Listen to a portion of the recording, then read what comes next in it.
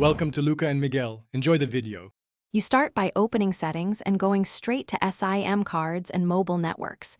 This is where Xiaomi centralizes cellular controls. Tap the SIM you use for data, then choose Mobile Data Usage. This brings up the usage dashboard.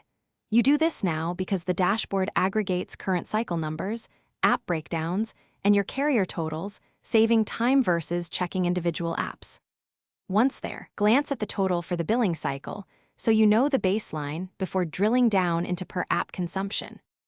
Next, scroll the usage list to see which apps consume the most data.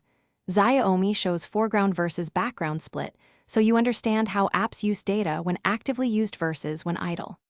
Tap any app to see daily trends and cumulative totals since the cycle start. This is where you spot spikes or rogue background sync. If the numbers don't match your bill, make sure to set the billing cycle dates to match your carrier. This aligns on-screen totals with carrier reporting for accurate comparison. Finally, take action. Set a mobile data warning and a hard limit so you avoid overages, and enable data saver or restrict background data for apps that abuse cellular.